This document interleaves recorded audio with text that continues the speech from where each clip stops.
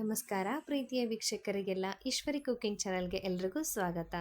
ಯಾರ್ಯಾರು ಇನ್ನೂ ಈಶ್ವರಿ ಕುಕಿಂಗ್ ಚಾನಲ್ನ ಸಬ್ಸ್ಕ್ರೈಬ್ ಮಾಡ್ಕೊಂಡಿಲ್ವೋ ಪ್ಲೀಸ್ ಸಬ್ಸ್ಕ್ರೈಬ್ ಮಾಡ್ಕೊಳ್ಳಿ.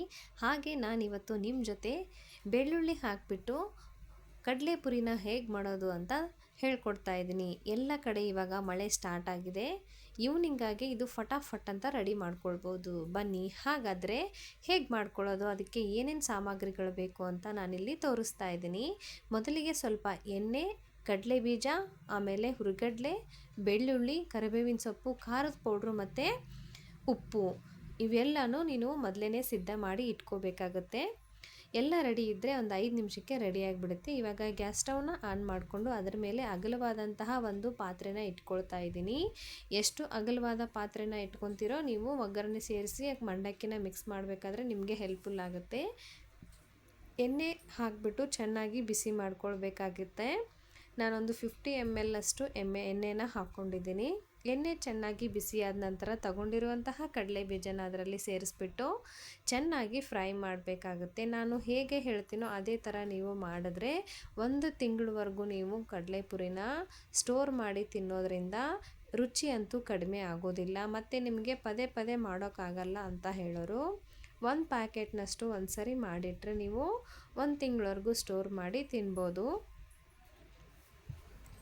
ನೋಡಿ ಇವಾಗ ಇದು ಚೆನ್ನಾಗಿ ಫ್ರೈ ಆಗಿದೆ. ನಾನು ನಿಮಗೆ ತೋರಿಸ್ತಾ ಇದ್ದೀನಿ. ಫ್ರೈ ಆದಮೇಲೆ ಇದನ್ನು ಸೈಡಲ್ಲಿ ಎತ್ತಿಟ್ಕೊಳ್ಬೇಕಾಗತ್ತೆ. ನಾನು ಹೇಳುವಂತಹ ಪದಾರ್ಥನ ಸ್ಟೆಪ್ ಬೈ ಸ್ಟೆಪ್ ನೀವು ಫ್ರೈ ಮಾಡಿಬಿಟ್ಟು ಮಾಡೋದ್ರಿಂದ ತುಂಬ ಚೆನ್ನಾಗಿ ಬರುತ್ತೆ. ಹಾಗೆ ರುಚಿನೂ ಕೂಡ ಅದ್ಭುತವಾಗಿರುತ್ತೆ. ಮಾಡೋದಂತೂ ತುಂಬ ಸುಲಭ. ನೋಡಿ ಇವಾಗ ಇದು ಚೆನ್ನಾಗಿ ಫ್ರೈ ಆಗಿದೆ. ಪಕ್ಕಕ್ಕೆ ಎತ್ತಿಟ್ಕೊಂಡು ತಗೊಂಡಿರುವಂಥ ಹುರಿಗಡಲೆನೂ ಕೂಡ ಹಾಕಿ ಇದನ್ನು ಕೂಡ ನಾವು ಫ್ರೈ ಮಾಡಬೇಕಾಗತ್ತೆ. ಎಲ್ಲನೂ ಒಟ್ಟಿಗೆ ಸೇರಿಸಿ ಒಗ್ಗರಣೆ ಮಾಡೋದ್ರಿಂದ ಹಾಕುವಂತಹ ಬೆಳ್ಳುಳ್ಳಿ, ಉಪ್ಪು, ಖಾರ ಸೇರಿಕೊಂಡು ತಿನ್ನಲಿಕ್ಕೆ ಅಷ್ಟು ಇಷ್ಟ ಆಗಲ್ಲ. ಈ ಥರ ಮಾಡೋದ್ರಿಂದ ಮಕ್ಕಳು ಕೂಡ ಇಷ್ಟಪಟ್ಟು ತಿಂತಾರೆ. ಈವ್ನಿಂಗ್ ಸ್ನ್ಯಾಕ್ಸ್ಗಂತೂ ಇದು ಟೀ ಜೊತೆ ಸೈಡ್ ಡಿಶಾಗಿ ಮಾಡಿದ್ರೆ ತುಂಬ ಅದ್ಭುತವಾಗಿರುತ್ತೆ. ಇವಾಗ ಇದು ಕೂಡ ಫ್ರೈ ಆಗಿದೆ. ನಂತರ ನಾನು ಒಂದು 7ರಿಂದ 8 ಗರಿಯಷ್ಟು ಕರಿಬೇವಿನ ಸೊಪ್ಪು ತೊಗೊಂಡು ಅದನ್ನು ಕೂಡ ಡೀಪ್ ಫ್ರೈ ಮಾಡ್ತಾಯಿದ್ದೀನಿ. ನಿಮಗೆ ಇಷ್ಟ ಇದ್ದರೆ ಇನ್ನೂ ಜಾಸ್ತಿನೂ ಕರಿಬೇವು ಸೊಪ್ಪನ್ನು ಹಾಕ್ಕೊಳ್ಬಹುದು. ಕೊನೆಯದಾಗಿ ನಾನಿಲ್ಲಿ ಬೆಳ್ಳುಳ್ಳಿನ ಸೇರಿಸ್ತಾ ಇದ್ದೀನಿ. ಬೆಳ್ಳುಳ್ಳಿನ ಸಿಪ್ಪೆ ಬಿಡಿಸಿ ಒಂದು 2 ಗಡ್ಡೆಯಷ್ಟು ಜಜ್ಜಿಬಿಟ್ಟೆ ಹಾಕಬೇಕು. ಹಾಗೆ ಹಾಕೋದ್ರಿಂದ ಸಿಡಿಯುತ್ತೆ. ಇದನ್ನು ಕೂಡ ಅಷ್ಟೇ ಡೀಪ್ ಫ್ರೈ ಮಾಡಿಬಿಟ್ಟು ತೆಗಿಬೇಕಾಗತ್ತೆ. ಇಷ್ಟು ಡೀಪ್ ಫ್ರೈ ಮಾಡಿ ಇದು ಫ್ರೈ ಮಾಡಿ ನಾವು ಬೌಲ್ಗೆ ನಾವು ಟ್ರಾನ್ಸ್ಫರ್ ಮಾಡಿದ್ಮೇಲೆ ಅದನ್ನು ನಾವು ಕೈಯಿಂದ ಪ್ರೆಸ್ ಮಾಡಿದ್ರೆ ಗರಿ ಗರಿ ಅಂತ ಇರಬೇಕು. ಇವಾಗ ಗ್ಯಾಸ್ ಫ್ಲೇಮ್ನ ಆಫ್ ಮಾಡ್ತಾ ಇದ್ದೀನಿ. ನಾನಿಲ್ಲಿ ಟೋಟಲಾಗಿ 1 ಪಾಕೆಟ್ನಷ್ಟು ಕಡಲೆಪುರಿನ ರೆಡಿ ಮಾಡ್ಕೊಳ್ತಾ ಇದ್ದೀನಿ. ನೋಡಿ ಇದೆಲ್ಲ ಫ್ರೈ ಮಾಡಿ ಇಟ್ಕೊಂಡಿರುವಂತಹ ಐಟಮ್ಸು. ಇದಕ್ಕೆ 1 ಪಾಕೆಟ್ನಷ್ಟು ಕಡಲೆಪುರಿಗೆ ಈ ಐಟಮ್ಸ್ ಎಲ್ಲ ಕರೆಕ್ಟಾಗಿ ಸೆಟ್ ಆಗುತ್ತೆ. ನಾನು ಆವಾಗಲೇ ಫ್ರೈ ಮಾಡಿ ಬಿಸಿಯಾಗಿರುವಂಥ ಎಣ್ಣೆನ ಆಫ್ ಮಾಡಿದ್ನಲ್ಲ, ಕಂಪ್ಲೀಟಾಗಿ ಕೂಲ್ ಆಗಬೇಕು. ನಾನು ನಿಮಗೆ ಕೈ ಇಟ್ಟೇ ತೋರಿಸ್ತಾ ಇದ್ದೀನಿ ನೋಡಿ. ಕಂಪ್ಲೀಟಾಗಿ ಕೂಲ್ ಆದ ನಂತರ ಇದಕ್ಕೆ ನಾವು ಮಸಾಲೆ ಪದಾರ್ಥಗಳನ್ನು ಹಾಕ್ಕೊಳ್ಳೋಣ. ಇವಾಗ ಇದಕ್ಕೆ ಅಚ್ಚ ಖಾರದ ಪುಡಿನ ಸೇರಿಸ್ತಾ ಇದ್ದೀನಿ. ಈ ಟೈಮಲ್ಲಿ ನೀವು ಅಚ್ಚ ಖಾರದ ಪುಡಿ ಇಷ್ಟ ಇಲ್ಲ ಅಂದರೆ ಹಸಿರು ಮೆಣಸಿನ್ಕಾಯಿನ 1ರಲ್ಲಿ 2 ಭಾಗ ಸೀಳ್ಬಿಟ್ಟು ಅದನ್ನು ಕೂಡ ಫ್ರೈ ಮಾಡ್ಕೊಳ್ಬೋದು. ಖಾರಕ್ಕೆ ಅನುಗುಣವಾಗಿ ಖಾರವನ್ನು ಹಾಕ್ಕೊಳ್ಬೇಕಾಗುತ್ತೆ. ಇದು ಖಾರ ನೋಡಲಿಕ್ಕೆ ಕೆಂಪು ಜಾಸ್ತಿ ಇದೆ, ಖಾರ ಕಡಿಮೆ ಇದೆ. ಅದಕ್ಕಾಗಿ ನಾನು ಒಂದು 3 ಸ್ಪೂನಷ್ಟು ಹಾಕ್ಕೊಂಡಿದ್ದೀನಿ. ಅರಿಶಿನವನ್ನು ಮಿಸ್ ಮಾಡಲೇಬೇಡಿ. ಅರಿಶಿನ ಸ್ವಲ್ಪ ಸೇರಿಸಿ 1 ಚಿಟಿಕೆಯಷ್ಟು ಎರಡನ್ನೂ ಕೂಡ ಚೆನ್ನಾಗಿ ಮಿಕ್ಸ್ ಮಾಡ್ಕೊಳ್ಳಿ.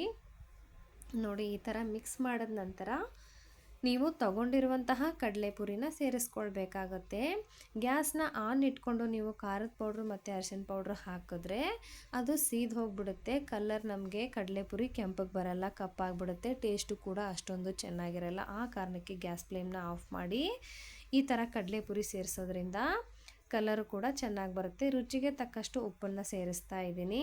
ನಿಮಗೆ ಇಷ್ಟ ಇದೆ ಅಂದರೆ ಇದಕ್ಕೆ ಸ್ವಲ್ಪ ಸಕ್ಕರೆ ಪೌಡ್ರನ್ನು ಕೂಡ ಹಾಕ್ಕೊಳ್ಬೋದು. ನಾನು ಸಕ್ಕರೆ ಪೌಡ್ರನ್ನ ಸ್ಕಿಪ್ ಮಾಡ್ತಾ ಇದ್ದೀನಿ. Completely optional. ಬೇಕು ಅಂದರೆ ಹಾಕ್ಕೊಳ್ಳಿ, ಬೇಡ ಅಂದರೆ ಬಿಡಿ.